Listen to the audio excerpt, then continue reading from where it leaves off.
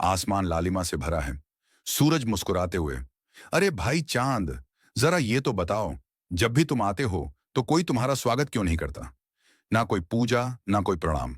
चांद शांत स्वर में, ऐसा नहीं है भाई सूरज। बहुत लोग मुझे भी पसंद करते हैं।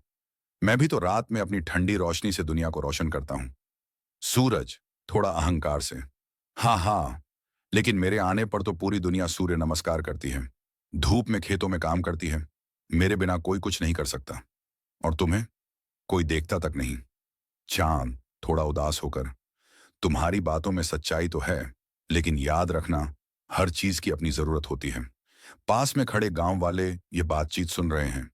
विकास, ममता और हम तो सिर्फ सूरज भगवान की पूजा करते हैं। चांद से हमें क्या काम? ममता धीरे से, नहीं विकास, ऐसा मत कहो। करवा चौथ के दिन तो हम चांद की पूजा करते हैं, वही तो व्रत पूरा कराता है। विकास हंसते हुए, अरे वो तो एक दिन की बात है, वरना कौन करता है पूजा चांद की? ये सुनकर सूरज मुस्कुराने लगता है और सूरज हंसकर, देख लिया चांद, गांव वाले भी कहते हैं कि उन्हें तुम्हारी जरूरत नहीं। चांद धीरे से, शायद सच कह रहे हैं सब। अगर मेरी जरूरत नहीं तो मैं अब कभी नहीं आऊंगा। धीरे धीरे चांद गायब हो जाता है। म्यूजिक थोड़ा गंभीर हो जाता है। पूरा गांव में अंधेरा और परेशानी। गांव में रात का समय, पर अंधेरा घना है। खेतों में कुछ दिख नहीं रहा। लोग डर से घरों में हैं। ममता घबराकर, अरे विकास, बाहर तो कुछ भी दिखाई नहीं दे रहा, कैसे जाएंगे खेतों में? विकास, थोड़ा रुक जाते हैं, सुबह होने दो। सुबह होती है लेकिन बहुत तेज धूप, सूरज सिर पर चढ़ा है। ममता, अब तो इतनी गर्मी है कि खेतों में खड़ा होना मुश्किल है।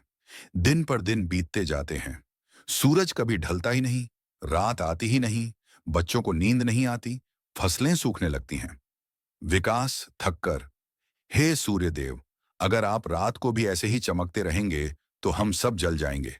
ममता पसीने में भीगकर, काश चांद लौट आता। भी बीमार पड़ने लगे हैं। ये सब चांद के ना आने की वजह से है। सीन 5, गांव वालों की समझदारी और प्रार्थना। सभी गांव वाले मंदिर के सामने एकत्र होकर हाथ जोड़ते हैं। विकास, हे चंद्रदेव, हमें माफ कर दीजिए, हमने आपका अपमान किया। दिन सूरज के बिना अधूरा है, पर भी भावुक संगीत बजता है। सूरज शांत होकर आसमान से, जरूरत इस दुनिया को मेरी है, उतनी ही तुम्हारी भी, मेरे मित्र चांद। आसमान में हल्की ठंडी रोशनी फैलती है। चांद लौट आता है। गांव में शांति और ठंडक छा जाती है। गांव वाले खुश होकर, जय सूर्य देव, जय चंद्रदेव। अब दिन और रात दोनों में संतुलन है। सब लोग राहत की सांस लेते हैं और चैन में ये सीख मिलती है कि हर किसी की अपनी अहमियत होती है। बिना रात के दिन अधूरा है और बिना दिन के रात भी। हंसते हुए बच्चों की आवाज आती है। बच्चे, अगर आपको ये कहानी पसंद आई हो तो लाइक, शेयर और सब्सक्राइब जरूर करें। हम मिलेंगे फिर एक नई कहानी के साथ आपके अपने चैनल